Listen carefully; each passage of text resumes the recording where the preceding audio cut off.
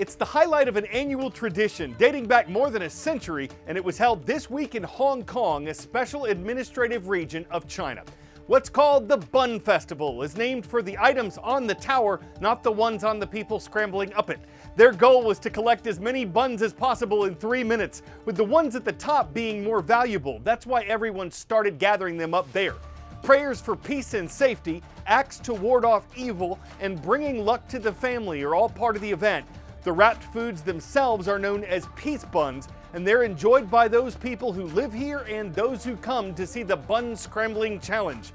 This year's female winner is also an ice climber, so she's no stranger to altitude, and the male winner said just being able to take part is satisfying.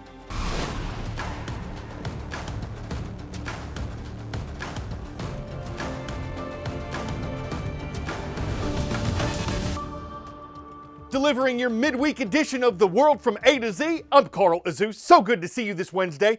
In the Middle Eastern nation of Yemen, smoke billowed yesterday over the main airport in the capital. It happened after Israel targeted the facility with airstrikes in an attack meant to fully disable it.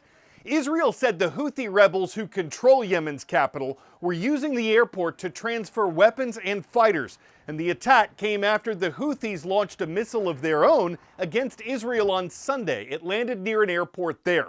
The Houthis are supported by Iran, a sworn enemy of Israel, and they say they've been attacking Israeli targets as a way to oppose that country in its ongoing war in Gaza. Israel's leader had promised to strike back. In addition to the airport in Yemen, Israel said it struck power plants around the capital and Houthi targets on the coast. The rebel group's leader called the strikes, quote, failed terrorism, and said the Houthis would respond to Israel while their support for Gaza continues. But they haven't only attacked Israeli targets. They've reportedly gone after commercial ships in the Red Sea as well. And the United States has been bombing Houthi positions since March to stop their attacks on the global shipping industry. Yesterday, U.S. President Donald Trump said the rebels showed they didn't want to fight America anymore and would stop their attacks on ships. The American leader said the U.S. would honor that and stop bombing the Houthis. So that violence may subside, but what's between the Houthis and Israel may not.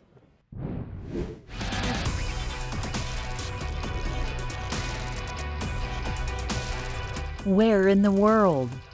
This is an absolute monarchy located in southern Europe. It contains some of the world's most famous art and artifacts, and though it's surrounded by the Italian capital of Rome, it's the planet's smallest country and has a population of about 1,000 people. This is Vatican City, also known as the Holy See, and its chief of state is the Pope. And it's there that the conclave, the process of choosing a new pope, begins today following the death of Pope Francis on April 21st. The pontiff leads the largest denomination of the world's largest religion. Catholics make up about 50% of Christians, and the conclave is a mix of religious rituals, Catholic traditions, and politics. It'll be conducted in a secret ballot held in the Sistine Chapel in Vatican City. Technically, any Roman Catholic male can be elected the leader of millions of Catholics around the world. But the next pope will come from among the cardinals. Since the 14th century, every pope has previously been a cardinal.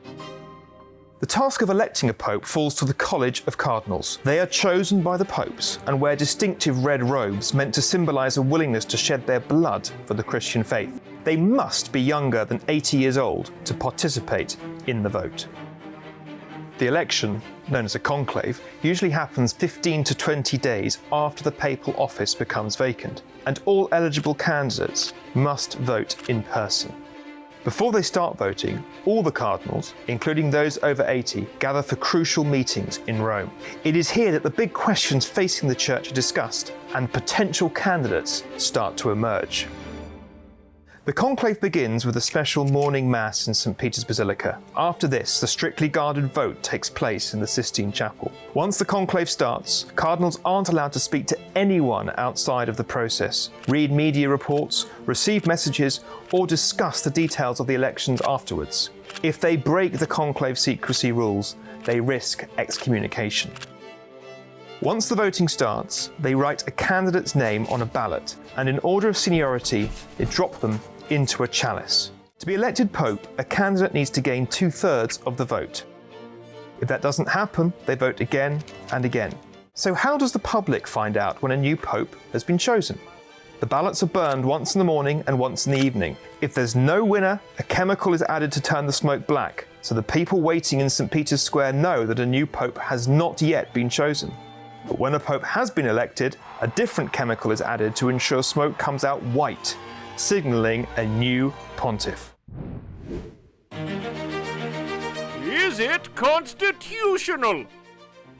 The 27th Amendment, which delays pay changes for Congress until the next House is elected, was ratified in the shortest amount of time. True or false? This is false.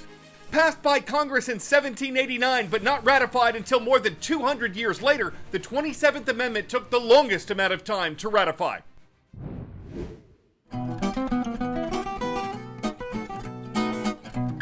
On this date in world history.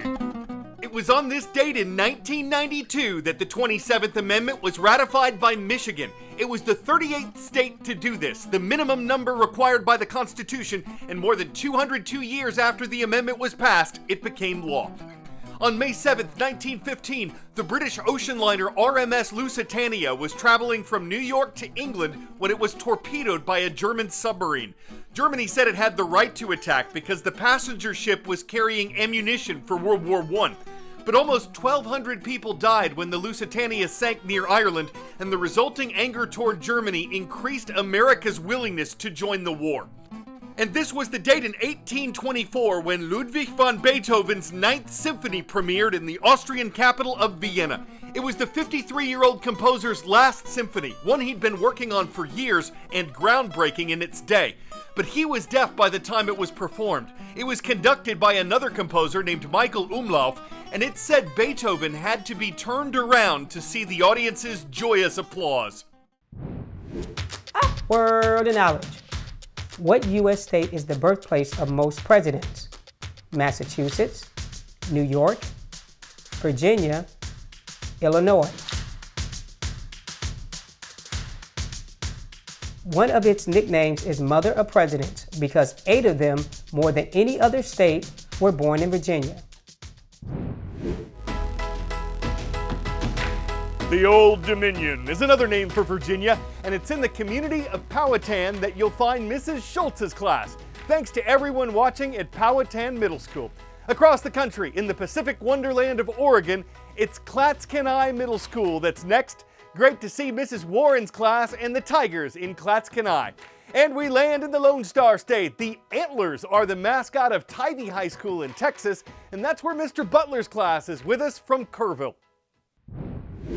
A startling discovery first mistaken for a candy wrapper turned out to be a nearly 4-carat diamond in the rough. David DeCook was visiting Arkansas's Crater of Diamonds State Park with his family when he spotted what he initially thought was a glimmering candy wrapper. But it was actually this 3.81-carat octahedral brown diamond ripe for the plucking.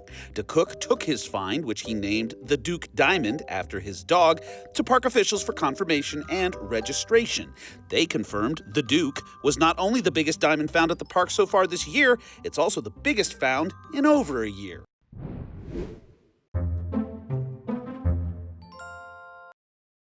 It's not unusual to see bears making news for rummaging through people's garbage, but what happened recently in a backyard in Connecticut was a less common sight when a trio of bears apparently decided to spend their recess on a swing set. Thankfully, there were no kids on it at the time, and while it looks harmless enough, the homeowner who recorded this video from a safe distance said they still managed to do something they're famous for, and here's the evidence. At least they didn't trash the swing set. It would have been a day breeze for them to lay waste to it, turning it into rubbish or rubble or littering it with bits and pieces like a junky scrapyard. Bears don't follow earth signs not to litter, just like Goldilocks refuse to do the dishes, repair the furniture, or make the bed. With neither species able to bear up under cleanup, where there's a swill, there's a waste. I'm Carl Azuz, hoping you can bear more puns tomorrow. This is The World from A to Z.